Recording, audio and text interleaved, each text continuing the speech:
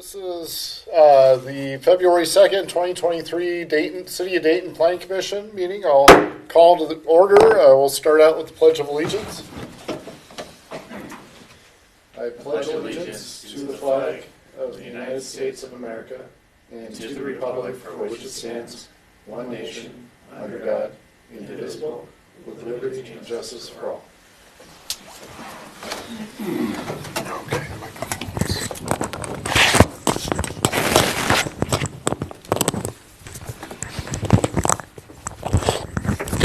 Okay.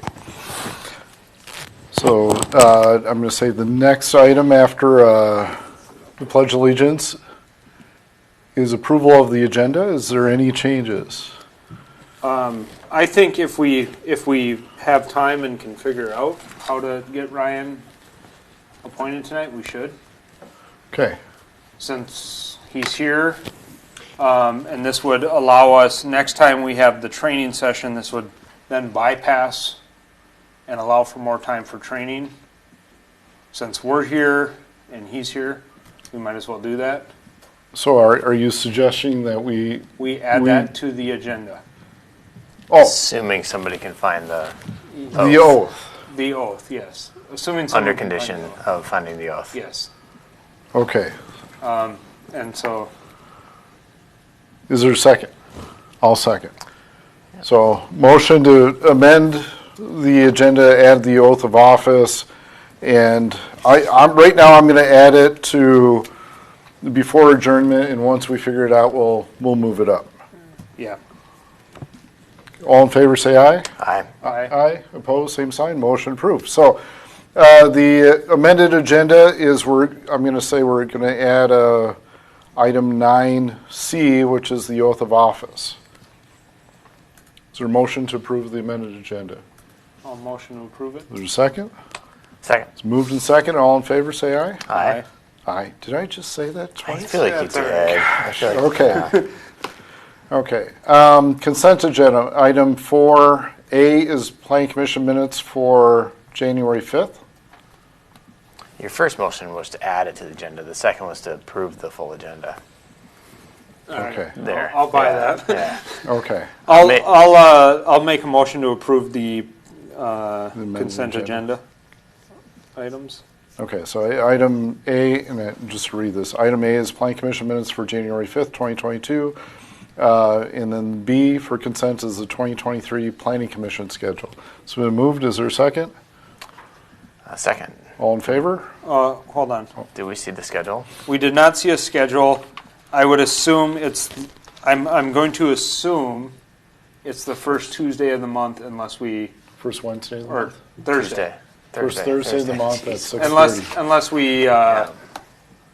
later on in the season make a change.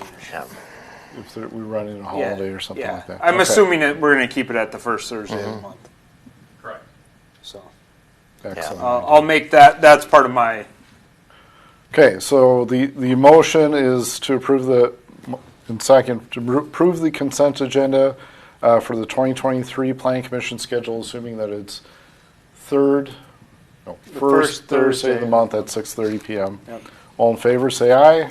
Aye. Opposed, same sign. Motion approved. Open forum. Okay, we'll move to item 6 is the council updates.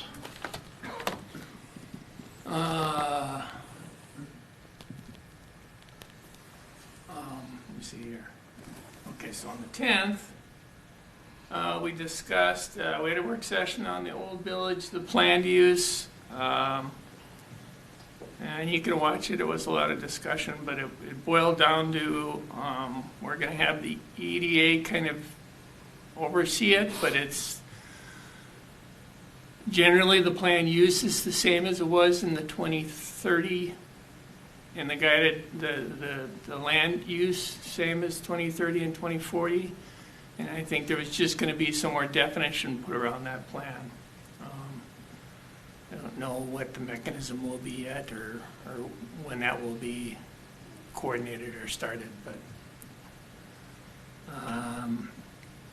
Open forum, we had a number of people in over the conditional use for the Canaxus property. We had talked to some landowners to see if they were interested in a swap, and they were not. So at this point, it's going forward unless, something comes up to alter that. We did talk about going out for administrator position applicants. What else? So that was the 10th. 24th, we did approve an offer to Ed Quarton as a planner. He's coming up from, where was it, Tennessee? Oakland, Tennessee. We also talked about, given all the issues we're having with planning, putting in a moratorium, and we'll probably have a public meeting on that this next council meeting and put that in place for. Call this meeting to order. It is 6:30. This is. Sorry. I believe it's going to be low density in the whole city. I think that's what we zeroed in on. But For the moratorium? That's what I recall from watching it. and that's just till we get our bearings, so to speak. There will be water and sewer updates. Jason will be doing a rehashing of the, was it 2007, 2006 plan? 2005 and 2007 for the two. And then pavement, there will be a different methodology used to grade the roads. And we approved that. Well, number 5, we approved the contract for that, and we filled the planning commission open with Ryan. And that was it. Do we have, assuming the moratorium passes and goes into effect, do we have any projects that would have an effect on right now? It would exempt all projects currently going That through are- the approval process, so anything that already has a Right. preliminary plat would be exempt and could go forward with a final plat. And because it would only apply to, the draft interim ordinance would be to low-density residential, it wouldn't apply to commercial, industrial, mixed use, all the other land uses. So if you have a project that how do you define low density? Would that also include townhomes? No. Not if it was in a low-density residential land use category. Okay, so I can't think of project names. The last one that came in was a mix of single family and townhomes. If something similar to that came in, part of it would be affected, part of it wouldn't. So, Ed, I guess we're an advisory board to the council. Yeah. And this is not in effect yet. Correct. And so maybe one of the recommendations, and more so from the planning commission side, I would personally like to see all residential, not necessarily low density, high density, doesn't matter to me. All densities? If we're looking at putting a moratorium on building, let's put it on all of residential versus just low density residential. I think high density has more impact than low density. Time consuming, yeah. Low density tends to have more impact on land use, but high density has more impact on roadway networks and other things that go on to support the high density. And it's at least just my input. I guess I would look to my other. I would agree. I just, from experience in working within that industry, it's, to me, the intent of the moratorium is to allow staff to catch up for the Yep. new staff. Staff and the comp plan updates that we're looking at, yep. Yeah, Which so- is roads. Yep. And assuming that, economically we're going to hit a slowdown this year, I don't think it's going to be a huge impact to developers. If it's a 6-month moratorium, it could always be lessened. So. Sure, okay. But I'm sure there's others developers are also, and landowners are going to have an opinion too. They will, and they'll probably have kind of a little bit of a knee-jerk reaction, but, Yeah. when So, you walk but- through all of our reasoning, I Yeah. think they probably agree with it. Yeah.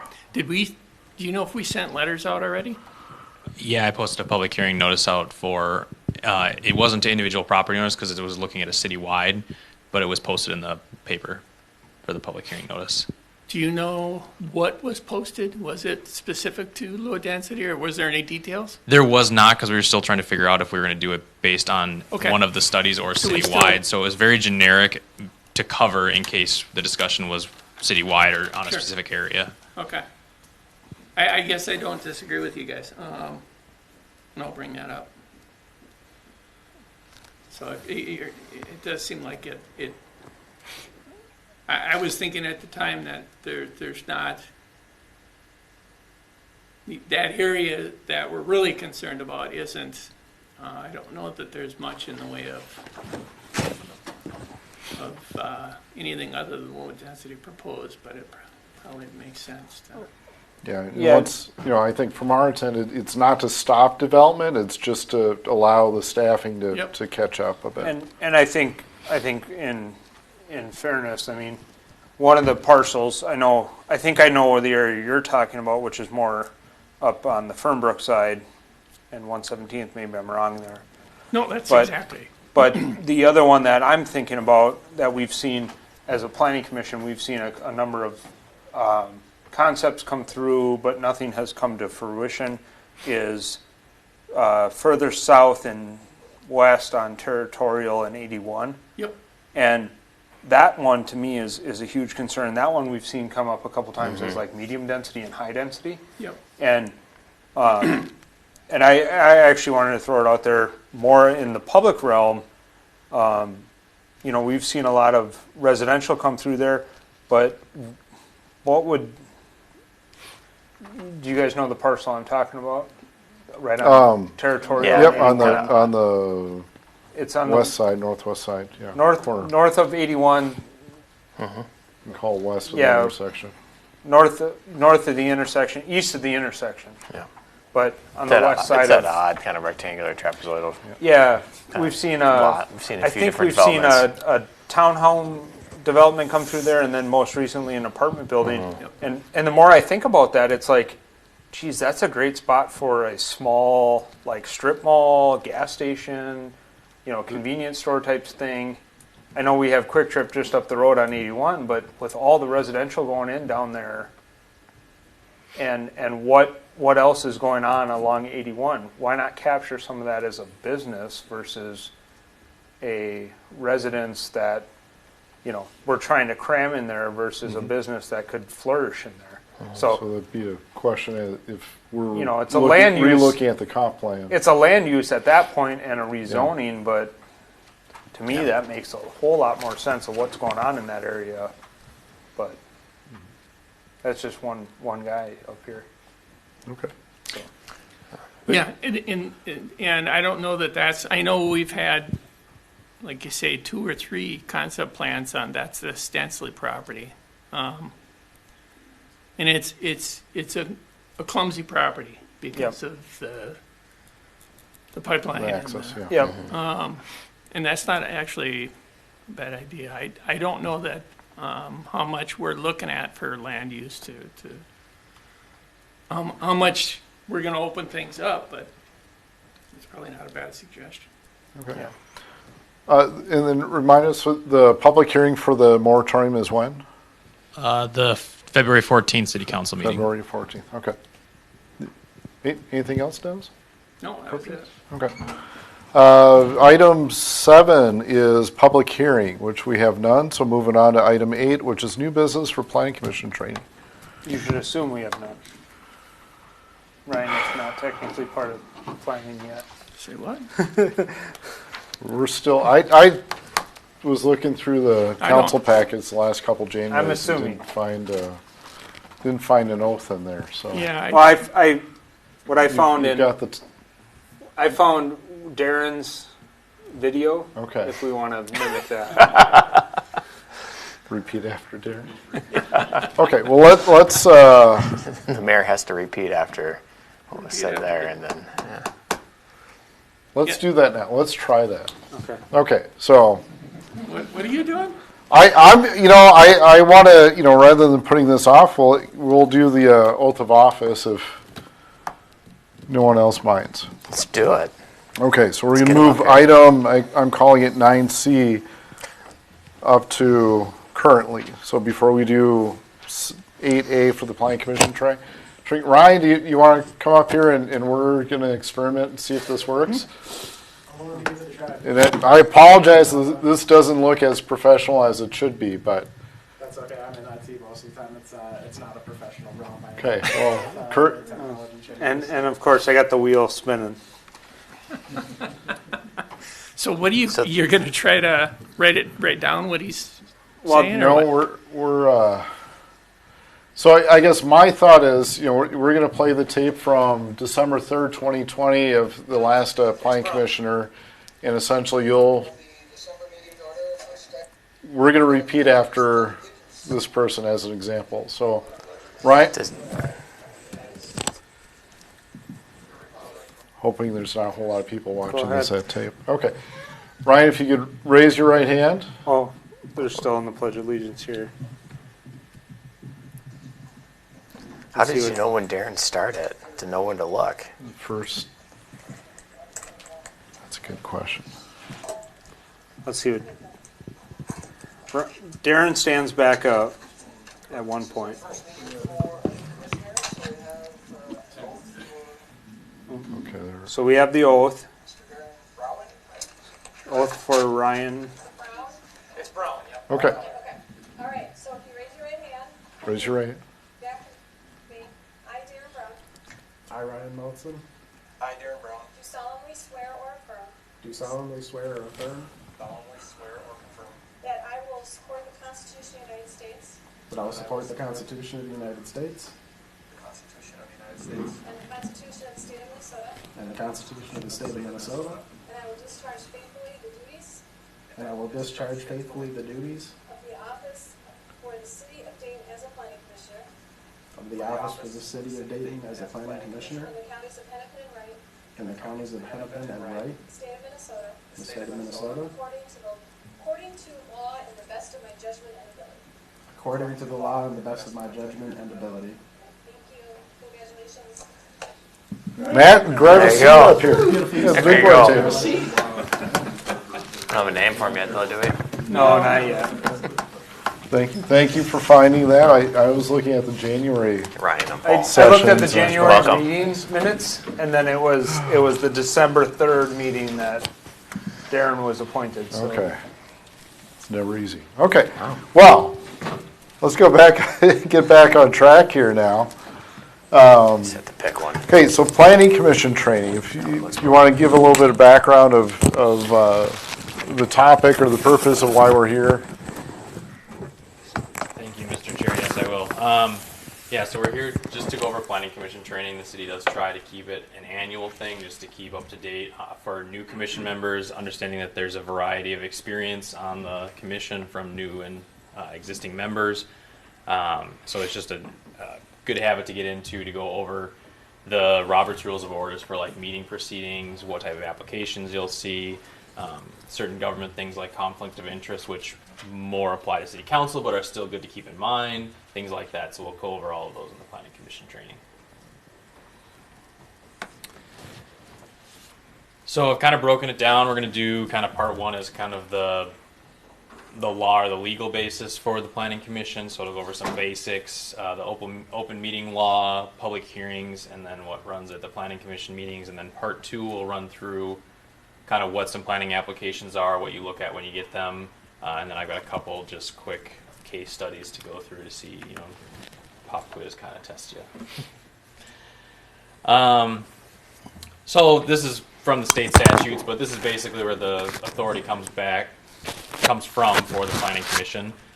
So in the state statutes, 354 is the organization for planning, which basically establishes the right to have a planning commission to review and advise municipal governments on planning, the administrative structure of the municipal government and planning issues. That also gives the framework, and I mention this just because it comes up with the comprehensive plans about the metropolitan land use planning, because Dayton is a part of the 7-county metro area. There is the Metropolitan Regional Council and their land use planning department, which have a review authority that goes alongside, and they are the planning body for kind of the regional area. As far as the Planning Commission role, it is an advisory body to the City Council, kind of considered more technical. You'll dive deeper into reviews than maybe the City Council to provide that input on a recommendation to them with the advisory. And then there's kind of this nice graphic I use to show kind of where it falls in. So citizens are kind of the top of the ladder. Mayor and City Council are elected from those citizens. And then Planning Commission and other boards do advise the City Council, and then the City Administrator supports all of those, and City staff underneath the City Administrator. So that's kind of how it works. Planning Commission and other boards are appointed by City Council, as we just saw tonight. So that's how the Planning Commission came to be. Planning Commission does review quite a lot, starting with kind of the highest of the applications, which would be comprehensive plan, periodic reviews and amendments to that. That is the guidance document for the city, and as things come up, it's necessary to amend either the land use plan of the comprehensive plan, the transportation plan, the sewer and the water, various chapters within there, as that provides guidance for the city in reviewing all types of applications. That's kind of the goal and the visioning in the future for the city. Next up would be the zoning ordinance and the zoning map. Zoning ordinance provides, permitted uses, conditional uses, the zoning districts. It's all the standards and the framework for the city that basically carries out the goals that are in the comprehensive plan. So it's that next implementation step to allowing the implementation of those goals and the visions in the comprehensive plan. Then there's the subdivision ordinance, which is doesn't vary as much from city to city, is more comes from state statute on what you can do with land. So it does have the standards for lot sizes sometimes, how you subdivide, preliminary plat, final plat, lot splits, administrative subdivisions, things like that come from state statute and then implemented by the city. Does require variances when you can't meet subdivision standards for minimum lot sizes. So that's one of the standards that you'd find in the subdivision ordinance that isn't in the zoning ordinance. As far as open meeting law, this is going to run through, this applies to every type of meeting, so Planning Commission, City Council, EDA, all the commissions. So you'll see that, even Parks and Rec, Arts, Historic Preservation, I just listed every committee that you could possibly have that this is subject to, and everybody's subject to open meeting law, which is that every meeting of 2 or more members on the commission or council or committee is considered an open meeting, and this therefore has to be publicized and invited. The public are invited to come and attend, things like that. So we try to avoid having an open meeting when it's not publicized or offered for the public to attend. So as far as inside the meeting room, which is physically present here, the notice of the date and time and potential for a quorum. So if all 4 of you wanted to go meet up and have drinks at a brewery, we'd have to publish that as an open meeting and then notice that a quorum would be present there. So we try to avoid that when, on accidental happenings. Then there's the outside the meeting room, which is emails and social media and other forms of communication. Essentially, there's not an email chain or something of that nature that's not open to the public, which is why social media gets a little tricky, because if you're all on Facebook and you're all part of the Hennepin County government group or something like that, or another group if you're all avid pickleball players, you can be part of that because that's an open group that everyone is part of. But if you were part of a closed group and you were all members, that isn't allowed because that's not open to the public, essentially, is the way it's. So email is one of those things where you don't have too many members to result in a quorum, but it is fine. You can receive messages as a group, just not respond as a group. and that the message contains information pertinent to the business of the planning commission. So if you're all talking about ice fishing, that's fine. But when you're talking about planning commission business, you need to keep emails to either 2 or less. That last bullet, Mhm. so in the statute, I believe it also says that about any group. I mean, if you get together, like you say, pickleball, Mm-hmm. and you don't talk about business, you're fine, Correct. my understanding. Right. Okay. Yep. So from when I was first brought on, I kind of remember, like, if we get an email, like once in a while we get an email saying here's some additional information for tonight's meeting or whatever. If we have additional questions, I think I was instructed to email staff directly without copying Correct. everybody Yep. to then have that communication. Then if there's something else, then staff can email to the commission, right? Is that correct? So that's this slide. Okay. So yeah, email is a good way to receive information as from staff to planning commission. But when you do respond back, make sure you respond it with just reply and not reply all. It's hard because sometimes you get in the habit of hitting reply all, but just hit reply without forwarding or copying other members on or anything like that. And then that's a good way to communicate back and forth between staff and the planning commission. And then it still means, say you have a question on an application about transportation or traffic or landscaping or whatever it might be, to get additional information that you may not have, that may not be in the staff report or that was an additional question you had, that you can then get the information and still ask the question in the meeting, but then staff is prepared to answer in the meeting and you know the answer to it and you can bring it up then. So it's always good to reach out ahead of time if you have a number of questions on maybe a more complicated project and you have 5 or 6 things you want to bring up, to even if you don't expect answers from staff, if it comes back right before the meeting, it might let staff prepare responses for the meeting or be aware of it. So I always encourage reaching out ahead, but making sure that you respond just to staff. So do a one reply instead of a reply all. Just to clarify that, if there's multiple staff on there, it's okay to email the staff. Correct. Staff as a whole. There's no limit to the number of, you could put the whole staff on there if you wanted to, Just but wanted to doesn't- clarify yeah, that. staff isn't a quorum by having Yep. all the staff on there. And then I put it on here just because sometimes it's not as seen as much, but there are some penalties for open meeting law if you do break it. So it's $300 for each occurrence plus attorney's fees. Attorneys can be pricey, so it can go upwards pretty quick.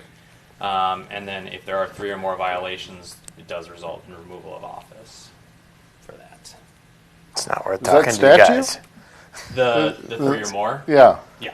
okay. Yeah, it's not worth talking to you guys between meetings for that. Yep. So yeah, that's kind of the overall for the open meeting law. And then public hearings is another one that Planning Commission typically holds the public hearings for most applications prior to the city council reviewing it or receiving a recommendation. So it's good to run through the public hearing and why we do it and what it's for. So public hearings are required with variances, CUPs, IUPs, which are the interim use permits, rezonings, zoning ordinance amendments, comprehensive plan amendments, and plat approvals. So it's just about everything requires a public hearing or public hearing notice to the public. And we do that on purpose for the due process. Notice to all interested parties. So, there's the notification in the paper, it's posted on the city website. Property owners within a certain distance get a notice to them, to their house. You may have gotten them for applications that may affect where you're located. And this is just, the full transparency for the city to show that it's required by statute to do all of these things, but it's always, public hearings are important for that due process for both applicants who come in who feel like they got due process by coming in through the approval process, and residents who can then have their chance to speak in support or opposition to a project. And then that establishes a record too. So when you go through an application, and this is kind of the legal side of it, you want to have that record that when an application was brought through, that you did it in conformance with the requirements of the city code and the state statutes at a larger scale. So with public hearings, there's always you're reviewing something. There's a conditional use permit in front of you or a variance or some type of application, and you need to make a decision, adopt findings of fact on that. So that decision is the recommendation that you would then pass along to city council. And so you need to articulate the basis for that. So provide feedback on, you know, why you're approving or why you're denying an application. And it helps to communicate that to the applicant, especially if it's, you get, you know, a draft resolution for approval, or the recommendation is for approval, and you recommend denial, to state why. That helps them to then either come back with a revised application, or to know, you know, in the future, if it's someone who does a lot of work in the city of Dayton, to come back and say, this is something that's really important, so I should probably include that in a future project. So I've just included some example findings of fact for approving applications. The next slide will have some for denying applications. These are pretty generic, because findings of fact are going to vary based on what application you're reviewing. But these are some common ones. So consistent with the comprehensive plan, that's on almost every application, because you want things to be consistent with your long-range future goals. Not endanger, injure, or detrimentally impact surrounding properties. This is kind of like a purpose statement throughout comprehensive plans, city codes, just to make sure that you're, you know, preserving the rights of adjacent landowners and their right to use their property in the manner that they see fit. And then, you know, the health, safety, welfare, that's a common theme running throughout ordinances and comprehensive plans. So it's good to have a finding of fact like that in approving applications. This one's specific to variances, and I bring it up just because of how variances are worded. They got changed recently, so there's no longer the hardship test, but it's the practical difficulties is now what the statute calls it, so meeting the definition of the practical difficulties for all variances. And that is a three-prong piece with practical difficulties, and we'll talk about variances in here, so we'll go through that. Valid findings of fact for denying applications. It's kind of the inverse of what the first slide was, but not consistent with the comprehensive plan. That's whenever you review comprehensive plan amendments, or, you know, a rezoning from one zoning designation to another, if it's not consistent with the comprehensive plan, you can say it's not, and that's a reason for denial. Same thing with other applications for interim use permits, things like that, where it has to be consistent with the comprehensive plan. So one of those might be, you know, we've envisioned a sewer and water connection coming through here on this the sewer and water chapters of the comprehensive plan, and you're proposing not to include that on your property with this development or something like that, where that's a connection needed to establish the line further down. That could be a reason, because it's not consistent with that. The application itself will impede orderly development. That's kind of a theme too, where, you know, if you're developed to a certain point and the next property in the line comes in and wants to develop, to make sure that you can continue that trend down the line. So making sure that roadways extend all the way to the edge of the property so you can connect to the next property. Same with utilities, making sure that nothing they do impacts the next property over from being able to develop as they would like under their zoning and land use. So that's another reason, is if it's not consistent with keeping that orderly development going of the city. And then the variance one, which is does not meet the elements of a practical difficulty. So we'll go through those three prongs, but that's another reason. If it doesn't meet those, that's the basis for denial of a variance application. As far as the process for your meetings, this one's for all meetings, Robert's Rules of Order. This is the way a meeting should run. It doesn't always happen that way, but you open the subject matter, then you have the staff report or the planner's overview or the city engineers or whoever's presenting on the topic. Then an invitation to the applicant to speak on behalf of their project. Then you would open the public hearing, take public testimony both in person and online, close the public hearing, entertain a motion, and then do further discussion. And the weirdest part about this is that you as the Planning Commission don't do discussion until the 6th or 7th out of 8 steps. So it's pretty far along down the process before you discuss. Sometimes there's discussion before the motion, just to get some agreement before you make a motion, but technically it's make a motion and then further discussion, and then you make a vote on it. And the vote may be, you know, none in favor and all against, because you realize the first motion wasn't the way the commission was leaning, or no one was in favor of it, but they wanted to make the motion just to entertain the discussion of it. Which is not how we've typically done things. I mean, we've No. almost always made our motions at the end of discussion Right. And that's very, very and gotten common. consensus. That's very, very common. The reason for making the motion first and then getting the discussion is you get the item out there for where you're looking to go. It typically makes meetings move along quicker and less repetition and back and forth, because then you have something on the table that you're looking at doing. And it may be as easy as you make a motion and no one else agrees with you and it goes, there's no second, so it doesn't go anywhere. Yeah. Or you make a motion in a second, but it's split down the middle. Well, then you've already started talking about. Yeah, what I would your think if, differences are. if we followed that, like the first motion is always going to be whatever staff's recommendation is. So I move to approve whatever, and then there's a second, it opens to discussion, and then everybody changes their mind, and That makes Yeah, you sense to can- me. I think where we've gotten hung up in the past is after either the subject matters expert or the applicant, we've had discussion there and made up our minds before we've opened it up either to the applicant or to the public. okay. And that's Yeah. one of the things, and this, I actually really like seeing this, because that's one of the things in the past where we've had that discussion before we've had the applicant come up or the public. It's been just Yeah. discussion throughout the whole thing Yeah. for a lot of I our don't topics. mind, and Yeah. I'm saying this with, I don't mind like a clarification question from Yeah. staff immediately while it's there, but it's the discussion when the staff, right after the staff presents, before the applicant comes up. I assume it's legit to ask a specific question at any juncture in this list. Correct. So But it's not a discussion. It's a Right. It should question be. It should to. be.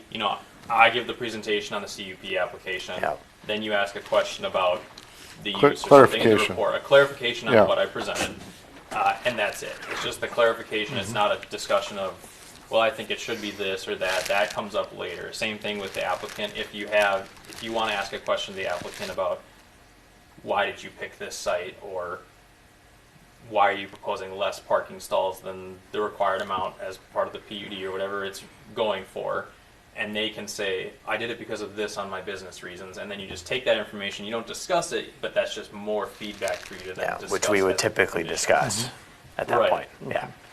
It's a good idea to get through and Yeah. listen to everything, at least through the public hearing. The last two, the motion for discussion, those typically flip-flop. I've seen it happens a lot. I always encourage motion first and then further discussion, but at least try to get through the public hearing before you do any discussion as a commission.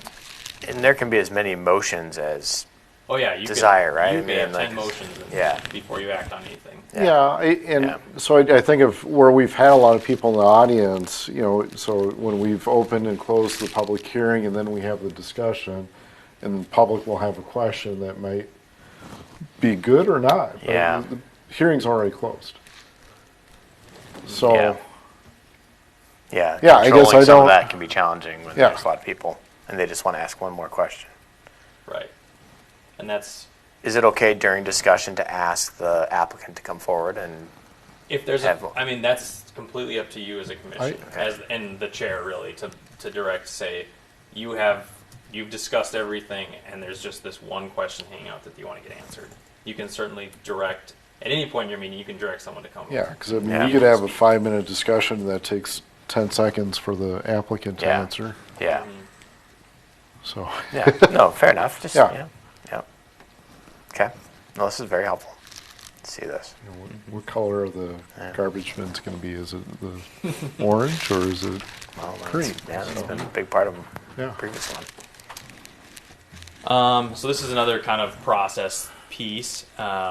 Decisions need to be made based on information present at the meeting. So discourage any like internet searches or doing any research on your own outside of what's in the packet, because the information in the packet is what you're supposed to be making your decision on. So don't do any side research on things just because what they present and what they submit as public record is what we have to act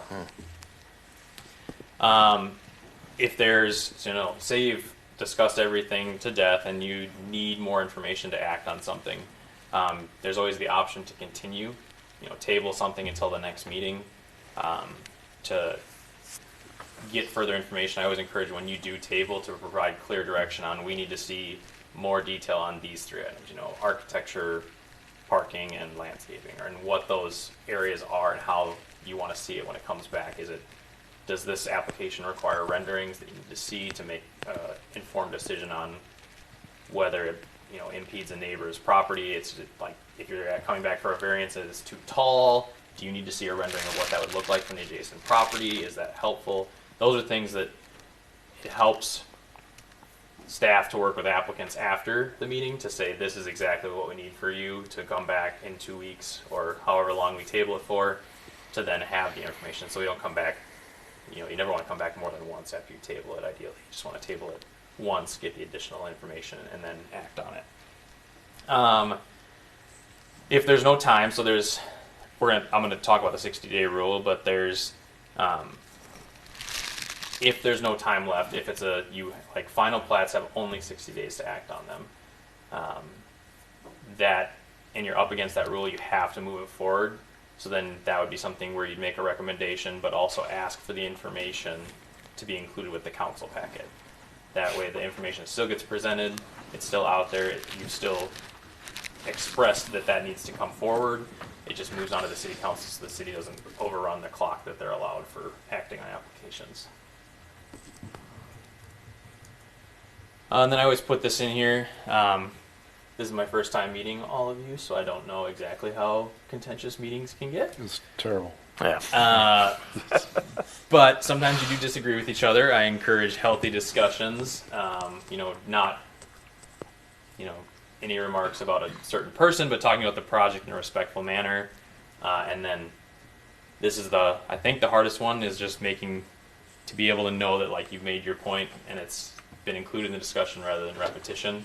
And that also comes up a lot with public hearings, is that they may come up and repeat multiple things. I always encourage, once the point's been made, it's out there, it's part of the public record. You don't need to repeat too many times. So, and then this one's on you, Mr. Chair. The chair of the meeting has duty to control the meeting, so you can redirect the discussion if you think it's outside the scope. So if you get off on a tangent and you want to bring it back, you can use your gavel and bring discussion back on the certain topic. You can ask for motions as well, especially when things may have been discussed for quite a while and you want to move the meeting along. If it's getting later and everybody's getting tired, discussion may not be the most productive thing at that point, so we can bring it back and bring a motion forward. That's also one of the reasons having a motion to start discussion tends to, don't have a percentage on how often it actually works in favor, but tends to bring discussion through quicker. So, as part of planning applications, we kind of talked a little bit about it, but the rule books for the Planning Commission to look at when you're reviewing applications are the comprehensive plan, the zoning ordinance, and the subdivision ordinance. Those are going to be your main three. Comprehensive plan being the overarching framework of goals, and then zoning and subdivision ordinance provide kind of the distinct standards for implementing those goals. So the comprehensive plan is your guide for future development. The vision of the city, it's very broad brush, generic. It doesn't drill down into one individual property. It's the city as a whole, and it takes priority over the other rule books. I mean, that's first over your zoning ordinance and your subdivision ordinance. Zoning ordinance, that's going to be the meat and potatoes, I guess, of your standards. It's going to have setbacks, height, width, floor area ratios if that's in the district. It's going to have architecture standards. It's going to have all the kind of things that you look at when you do your reviews and that staff looks at when they provide reports to you. It's going to have size of yards, and this is going to vary between residential, commercial, industrial, and that's the purpose, is that certain things are allowed in residential that aren't allowed in commercial and vice versa, based on the nature of those developments and the city's goal for how the city develops, really. So here's the comprehensive land use, or actually say the future land use for the 2040 comprehensive plan and the zoning map side by side. These are kind of your two guidance maps. The comprehensive plan informs the zoning map.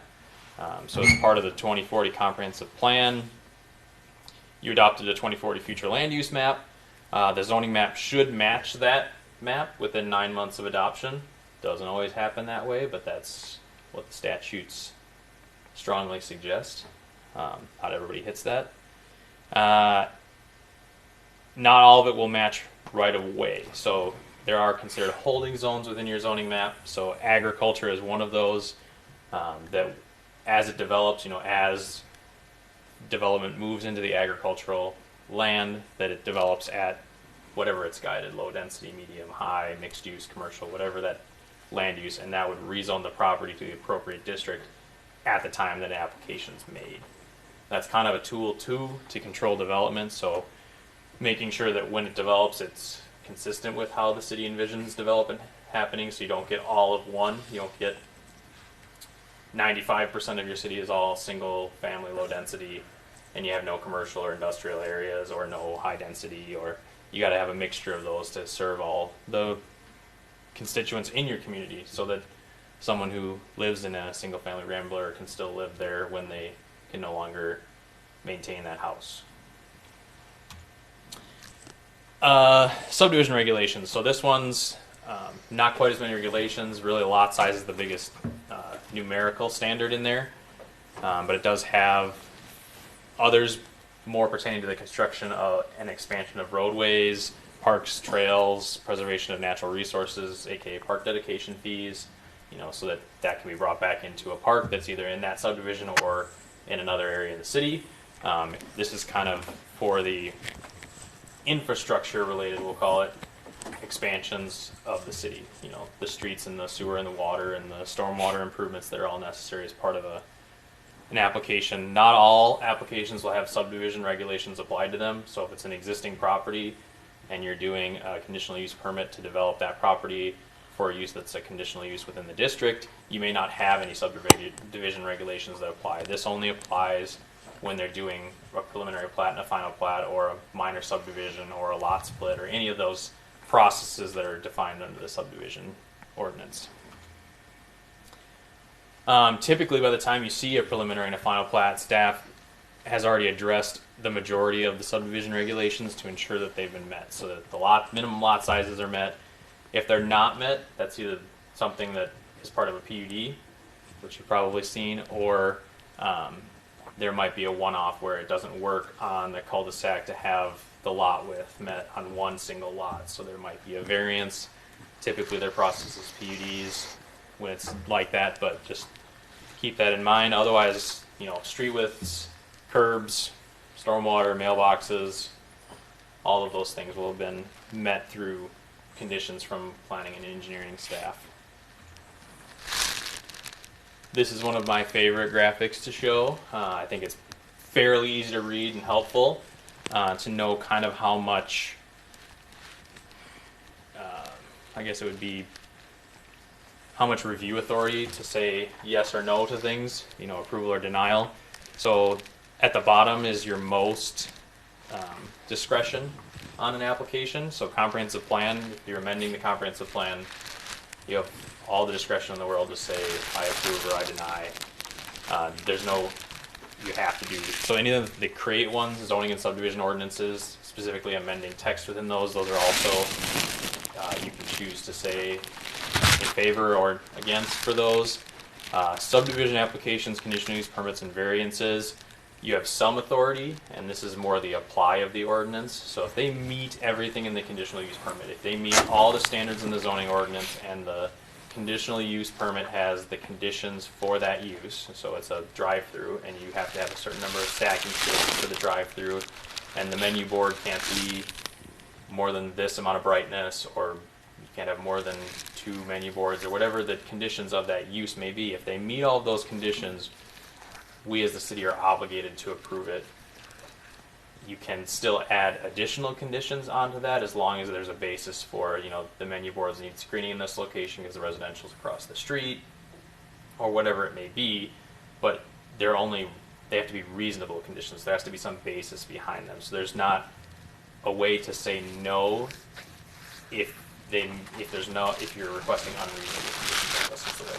So there has to be more basis behind it than a comprehensive plan amendment, which is really the findings of fact can be, we don't think it's appropriate in this area to amend it.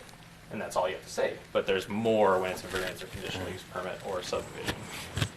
And then the least is building permits and plan review. So at that point, you're already through most of the approvals. Building permits doesn't even come to the planning commission. That's just making sure they meet the Minnesota building code, the electrical code, the plumbing code, all of those things. So there's no really discretion to say no at that point. It's just you have to do this. Once you meet it, you're approved. So that's kind of how it works for the pyramid, really. So I've been mentioning conditional uses a lot. There's permitted uses in a district, then there's conditional uses. Conditional uses are uses that are deemed to have additional conditions that you need to meet before you can establish that use. And it has to be based on factual findings. Conditional use permits, once they're granted, they cannot be revoked unless there's a violation. So they live on that property forever. So if you grant a conditional use for a daycare or something, that lives on that property in perpetuity. So the first daycare entity could move out of there and sell the property to another, and they would still have the right to use that as a daycare facility. They just have to meet the same standards as the first. So you can't move in and then ignore all of the rules and regulations, but they still have the right to use it as a daycare. You can add reasonable conditions that are directly related to the use. That's kind of what I mentioned about maybe there's some screening that wasn't, not every use would require it, but some do because they're adjacent to a more, what I call lower intensity use, which is single family dwellings or townhomes next to a commercial. And then, if you're an industrial, less might be commercial, just what those impacts are and maybe needing to mitigate those. So you can add conditions to whatever that it's a fence or landscaping, or this needs to have signage in the interior to direct people because the property is confusing, whatever it may be. And conditional use gets attached to the property. That's how we track that it's there in perpetuity, so it should be recorded at the county whenever conditional use permit is approved, which is done by resolution typically. Interim use is another type of use that is like a conditional use, that you can use the property in that manner, but interim uses have a time limit on them. They have a sunset clause is what it's called, essentially saying that after a certain date this use expires. So if you're going to use it, typical ones are like landfills, other uses like mining operations, excavation, things like that, where at a certain date the property is no longer viable in that sense, or maybe the city just wants it to be, a storage lot for a while, but eventually it's going to become a commercial area. So at first you let it be an interim use for a bus depot. But in the future, it's anticipated to be a commercial area, so it can only be a bus depot for 10 years, say.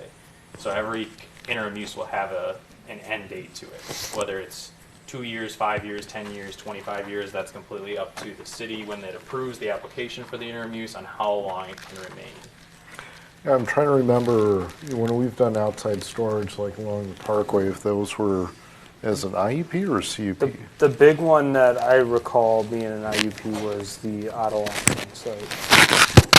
That was the last big one that I remember, but we may have had, I know we've had other IUPs come in, but like exactly your point is, it was a business that wanted to expand, so they had the lot next to them, so we granted an IUP on that other lot, knowing that at some point they're going to move out, and because the land's too valuable to be something else at some point. That was on the corner. I don't think that never was established, I don't think. Yeah, was it 20-year? I think it was 20. Yeah, it was like a 20-year IUP on the Otto Auction site. Yep. Oh, I think we did. I think the auto crusher place was an IUP, and I think there was one other IUP we had along. These are more along territorial. Somewhere in there, and it was kind of roughly attached to the building. So, are IUPs recorded?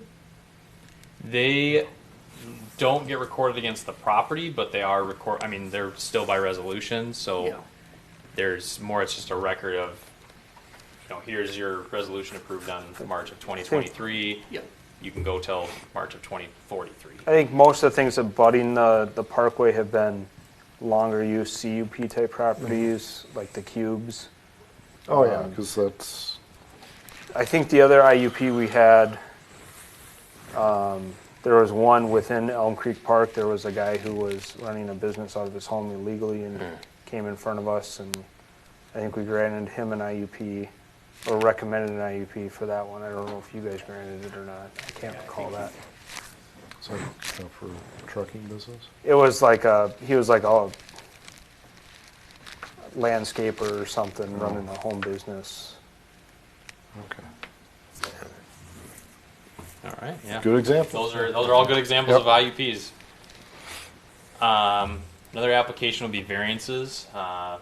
Variances typically are tougher to review just because of all the findings that you have to make when you approve or deny a variance. So it's essentially your one-time pass to break the rules.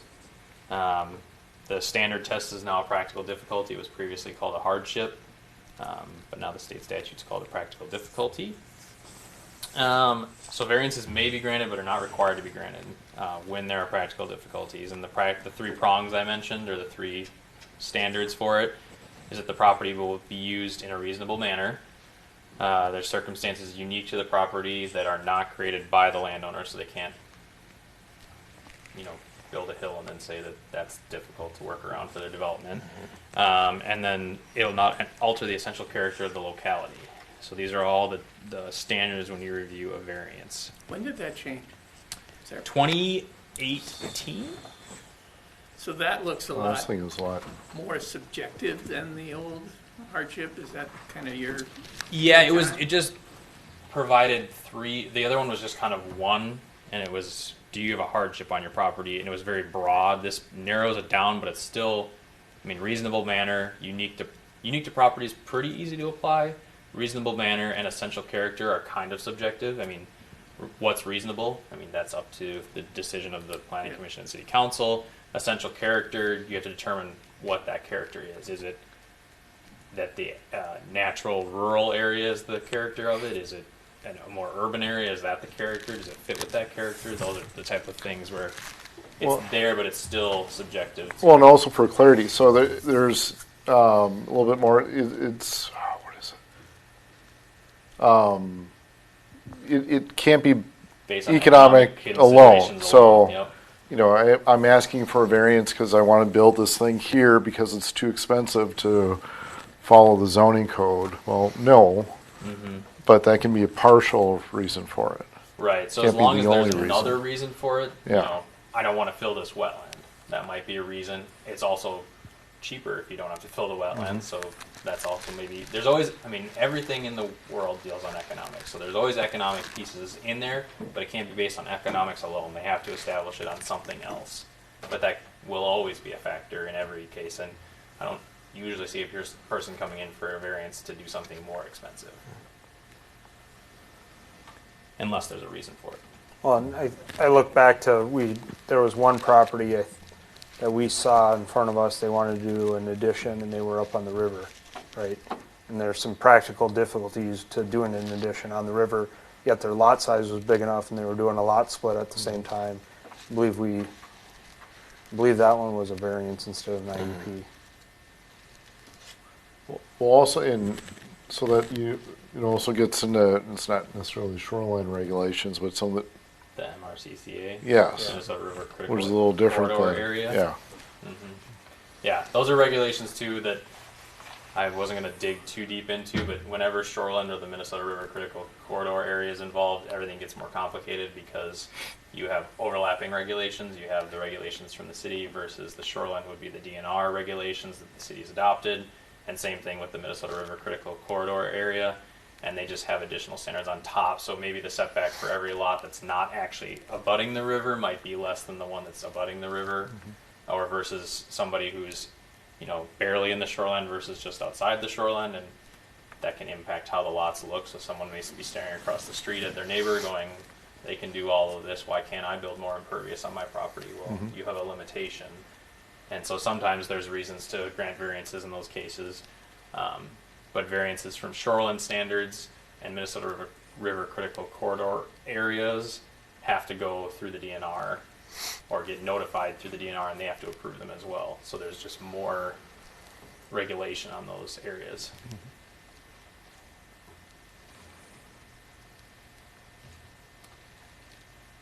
So we kind of ran through this, but yeah, just reasonable manner is one way under the rules of the ordinance. Unique circumstances, so there's that economic considerations is the second bullet point, do not make it unique. You can't just say it's going to save me $200,000 and that's why it's unique. It has to relate to the physical characteristics of the property, and it can't be created by that landowner. And then the character, whether it's results of out of scale, out of place, out of proportion, that's inconsistent with the surrounding area. So they're asking for something that's not consistent with things that are around in the area. That can, it's subjective to what the area is, whether that's just one property to each side and across the street, or the area as a whole, meaning this whole block. That's kind of, when it comes forward, that's a determination that the planning commission should look at to know, how far does this impact? And that can be based on what they're asking for with the variance. Is it small? Because you have some variances that may be from, say, a side yard setback to go from 10 feet to 7.5 feet. Or it could be 10 feet to 0 feet, and that's a bigger departure from the standard, so it may have more impact on the adjacent properties. Another one is the zoning ordinance amendments. So in order to approve those, they have to comply with the comprehensive plan, can't impede orderly development, and they must not endanger or detrimentally impact surrounding properties. So those are just 3 things to review when doing zoning ordinance amendments. Zoning ordinance amendments can range widely depending on what you're amending in the code. But those are 3 things to keep in mind whenever those come forward. And there's also map amendments. So there's text and map amendments. Text is the written text version of the zoning ordinance, and map is to the map itself. Maps are typically called rezonings.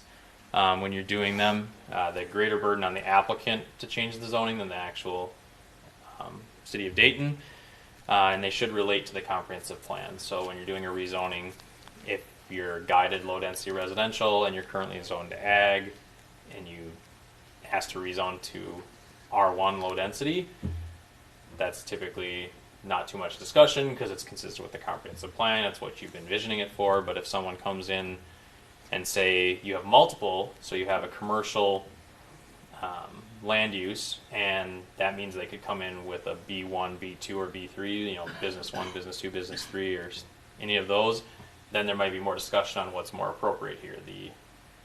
Because each of those will have different intensities associated with them. Is it general commercial? Is it more neighborhood commercial?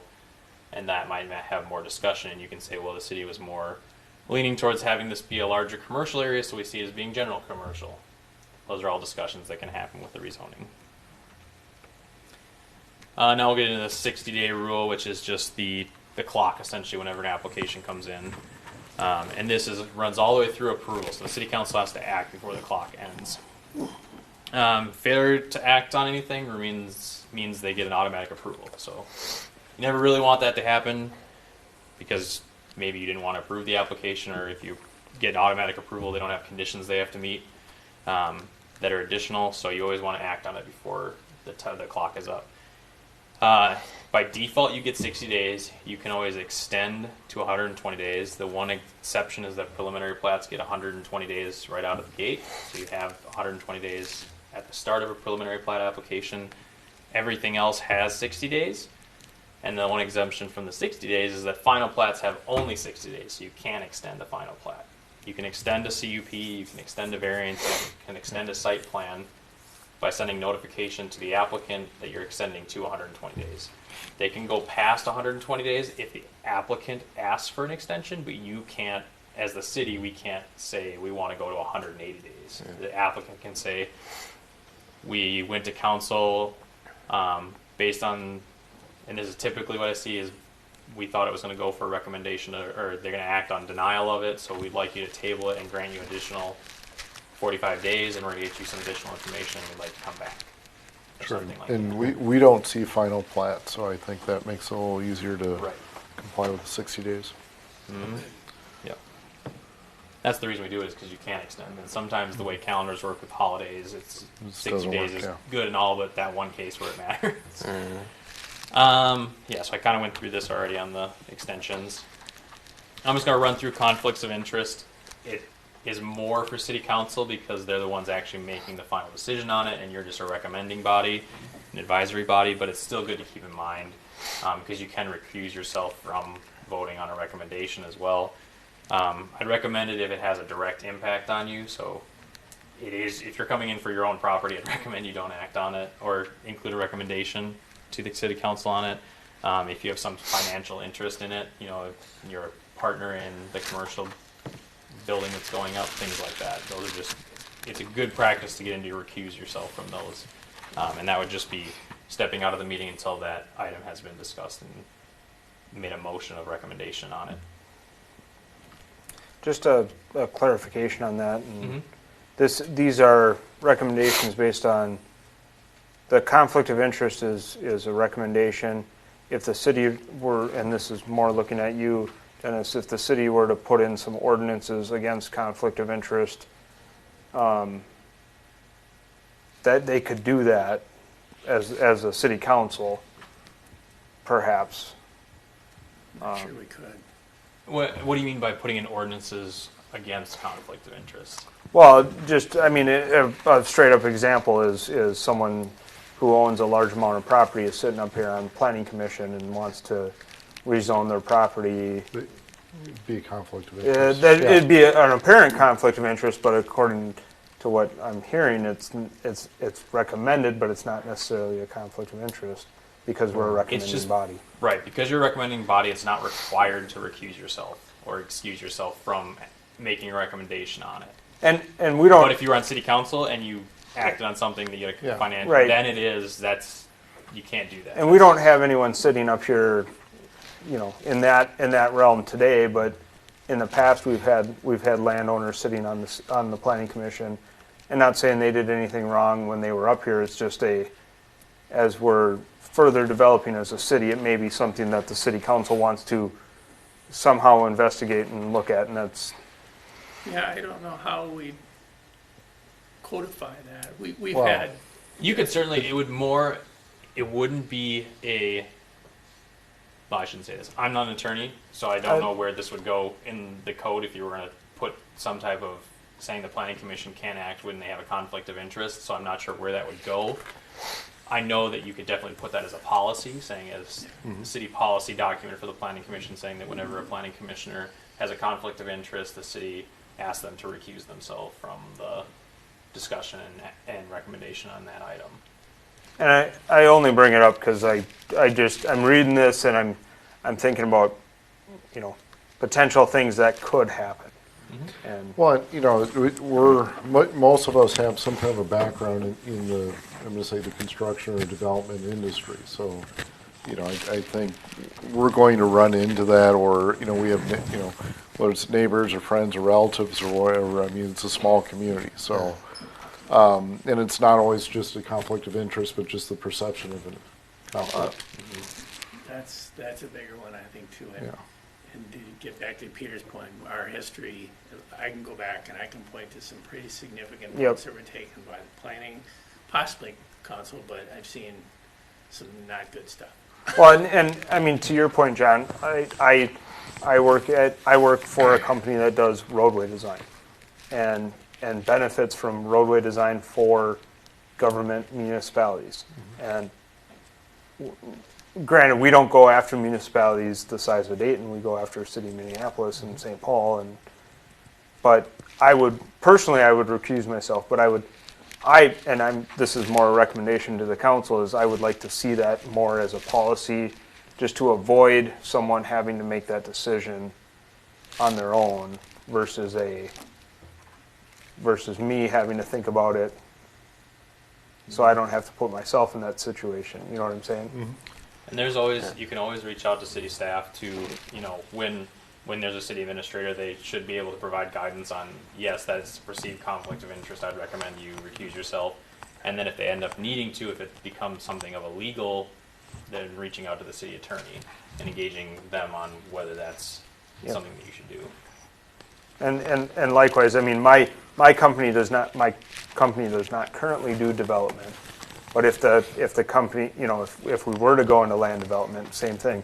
You know, someone's bringing forth a plat from my company, here's the roadway network, here's the residential neighborhood that we're looking at. I would think that, personally, I should sit out of that, and that's one of the things that I'm actually trying to avoid with this is, I know there's a fair amount of companies that do that, and there's a fair amount of people that work for those companies that may or may not partake in the city and may or may not want to be on this type of commission. Yeah, but we're a fund commission though. So in general practice, if you're recusing yourself, you had mentioned before, leave the room during that That's always conversation. yeah, that's what you should do, just so you're not, you know, There's if no- you no recuse yourself influence. and then you sit in the audience and then you make comments from the audience, that's not really recusing yourself. And by leaving the room, you can still see the meeting typically by either whatever city you're maybe at, whether they have a screen on the outside or you can watch the Zoom meeting or things like that. So you can be present to listen in, but just not provide pieces of information on your own. If there's no other way to view it other than sitting in the back, you can still sit in the back, just don't. Just don't participate. Yeah. Don't Yep. send hand signals Correct. to the other commissioners. Yeah, don't, Yeah. no body language things, no shouting or, you know, any other way you can Yeah. communicate. So I've just got two quick case studies just to kind of run through. I've kind of been mentioning trying to fill in with practical, I guess, like applied versions of the principles from the training, but say a resident requests a variance to allow a third stall to the garage, property is zoned R1, site currently complies with the ordinance, but adding the third stall requires a variance to allow a 15-foot setback where 25 is required, so 10-foot variance from the standard. What would you analyze and what would be your considerations in your review? I know it's very, very quick, very limited Is this the information. test part of this? This is just, you know, it's just trying to get you thinking, you know, with the things we just talked about in your mind. I know you've seen plenty of these applications for those that have been on the board for a while. Ryan, let's put you to the Yeah. test. Nice.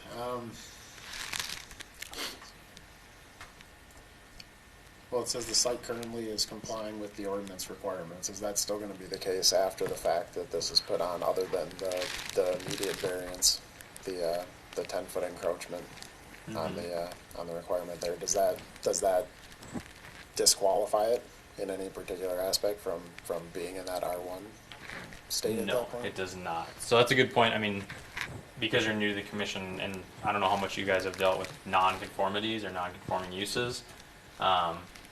Essentially, if this was existing at 15 feet and they were demolishing part of it to go back to 15 feet with the third stall, it'd be just they're maintaining the existing non-conforming use. You can do, I won't get into the super legal weeds with it, but there's certain, you know, you can do repair, replacement. You just can't do expansion, and expansion in that case would be expanding closer to the property line because that's the piece you're non-conforming on. So that's why that statement is in there saying you currently comply, you're at 25 feet, you're not already at 15 feet. And as long as the variance was for a 10-foot encroachment or 10-foot not meeting the standard, you'd still have to comply with everything else, the rear yard setback, the front yard. You couldn't have a larger structure than it would be allowed. You can't have more impervious surface than would be allowed. So it's only a variance from that one standard. And that's just part of it. It's just part of the thinking, like how about the conditions that. Yeah, then it's the hardship part of it, right? Like, Well, is this and really it- something that is out of their control? And Is it practical to have a third stall? And that's kind of a judgment. Yeah. And everyone's how gonna does have the their own driveway opinion. work then? And Is there anywhere else to put the third stall Yeah. that could actually comply with the ordinance? What's Yeah. the, I think the biggest question I would ask in this scenario is, what's the neighboring setback? I mean, if the neighboring setback's at 45 feet because of whatever structure they built, and they don't care, yeah, I think you know, just then there's the situation of the neighborhood. Is it Yep. large lots north of Dayton Road, or is it like my you know, neighborhood. in your neighborhood? You Yeah. know, like, Well, and I would also, okay, so we're talking about a third stall, and what is the size of the third stalls? Does it, is it a standard 12-foot stall, or is it a 20-foot stall? Yeah, that's Yeah. part of the, is So, it reasonable? yeah. Are you doing the reasonable manner? Yeah. So that's just, I was bringing it up just to, when you're looking at the practical difficulties, I just want you to think about, is it reasonable? Would that be unique to the property, or there's some unique condition why they can't comply with the ordinance? Maybe that is that they can't flip their house all of a sudden and make the garage on the other side and their space over there. That might be unique to the property. And does it, like you're saying, are the setbacks consistent? Does the next property over have a greater setback and it maybe not alter the essential character, which might in this case be the distance between the homes or the garage and the home? Things like that. Does it still maintain that character? And then you always want findings on, is it consistent with the comp plan and it doesn't meet the intent of the ordinance. So maybe the ordinance in this case made it harder for them to do one thing. This example I don't think is a good example of that, but maybe something in the ordinance made it hard for a certain lot that wasn't anticipated. Maybe it's a triangle lot instead of a square lot that existed for 30 years, and the ordinance inordinately makes it harder for them to do something that everybody else can do. So that's just part of the thing, is you want to make sure that it's still consistent with the intent of the ordinance, but maybe not the language that's actually in the ordinance. And then another one, just because we see them all the time with drive-throughs. So you request a conditional use permit for a drive-through, properties adjacent to residential in this case, and the neighbors sign a petition demanding that the request be denied, citing traffic, noise, smell, lights, various other things. So what would be part of your analysis in this one, or considerations for reviewing it? I would take it under consideration, but that's not it's not reason alone to deny it. It's not a good reason, I should say. That's a great answer. But That's then- pretty much what my next slide says. So I'll just move it along. But yeah, But I mean, really, like you start picking apart, the reasons of, the traffic and I don't see what they all were now. How can those be mitigated through the CUP? What other conditions can be added? Well, and I mean, I hate to say it, I look at Raising Cane's down in Maple Grove, and they got Oh. a line all the way across over to the Shell and through the Shell parking lot, and okay, yep, that traffic though is a it's a definite concern if if there's a way to mitigate it on site. I mean, we did a similar thing with curbside waste, right? We looked at curbside waste property and we said this use is allowed here, right? Drive-through presumably would be allowed wherever they're proposing it. Can it be reoriented on the site to allow it? And that's the thing I would look at to mitigate these concerns: the traffic, the noise, the smells. Yeah, Raising Cane's is kind of a different animal. I don't know if anyone expected it was going to be that successful or that busy. Well, to last that long. It's been that way for Forever. It's been open. Yeah, it's Yeah, way it just past keeps the going. grand opening, so, yeah. Culver's has been there for years across over by Menards, and it's almost as bad. And you can go down down 2 miles and go to a different Culver's, and it's never busy at the other one. Yeah, so maybe that's a sign we need a Culver's and a Raising Cane's in Up on Dayton Parkway. Dayton. Relieve that Yep. There's traffic. people listening to this meeting. Yeah. Yep. If we're doing that, Maybe then the right we need a zone. Quick Trip or a Casey's or something too on Balsam. So those are all good points, though. Yeah, you want to make sure it complies with ordinance standards, which is intended to relieve some of those, stacking cube behind. Not all, knowing that they're going to be more popular or expected to be more popular at the start. And then the idea is to mitigate those potential impacts, and decision, like you said, can't be based on, must be based on facts, not opinions. So there's, public testimony, which, if it's factual, take into consideration, but don't, if it's an opinionated, I just don't like that restaurant versus this restaurant, or, this coffee shop versus this coffee shop, you just don't base it on opinions like that. And then approve with conditions related to that. So if there is concerns from a vocal majority that it needs additional screening, or that's what you're hearing, then you can definitely include those as, if you don't see it in the staff report or it's not in the recommended resolution, then add those as conditions to your motion. Because you can always make a motion saying I'd like to make a motion to approve with the added condition to do this, and then that will be included in the packet that goes to the city council for their consideration of the application.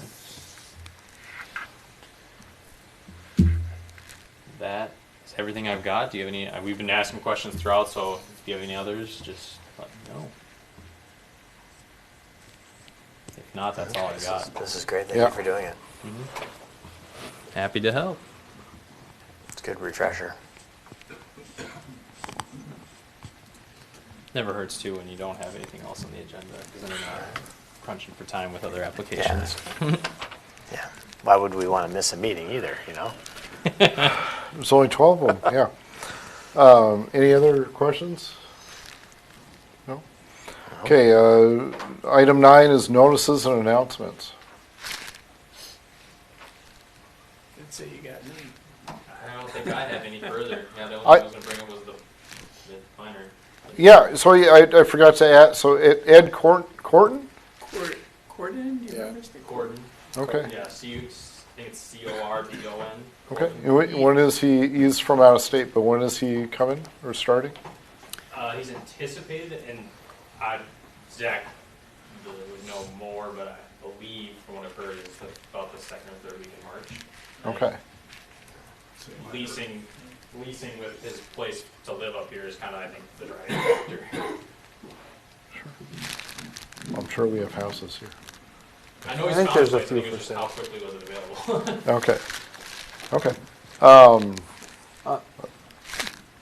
Just, you made an announcement earlier about the city administrator, or maybe it was Yeah. staff.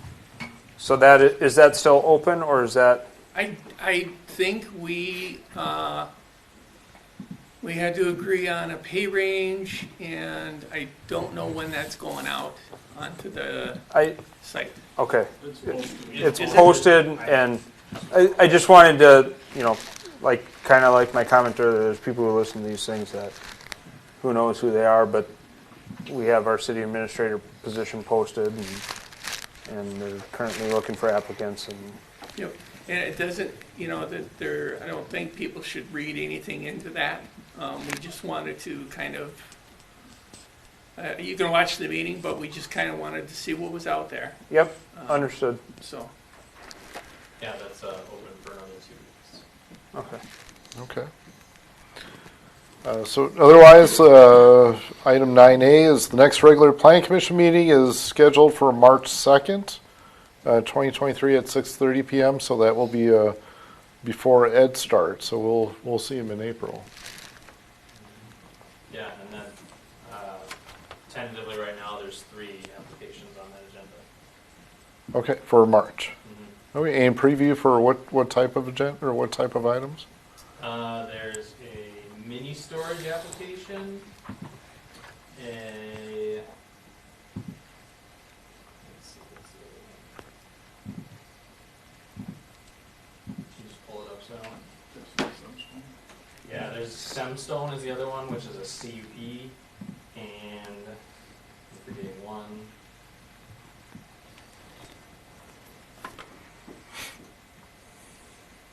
Yeah, Semstone, site plan and CUP, Dayton Mini Storage, site plan and CUP, and the Opus Business Park comp plan amendment. Those will be the 3 that are tentatively scheduled right now, and public hearing notices will go out next week for those. Okay. Any other comments from the commission? Ryan, what do you think? Well, it's Was still- this exciting? Yeah, I look forward to many more such exciting nights, but no, I really do appreciate you guys taking the time to figure out the pieces to make this happen. So it's nice to be here. Yes, and thank you, Welcome. Peter, for Yeah. finding that on Find the it fly. through, yeah. Not a problem. Impressed. Okay. Well, with that, I'll make a motion for adjournment. Second. It's been moved and second. All in favor, say aye. Aye. Motion to adjourn. Thank you.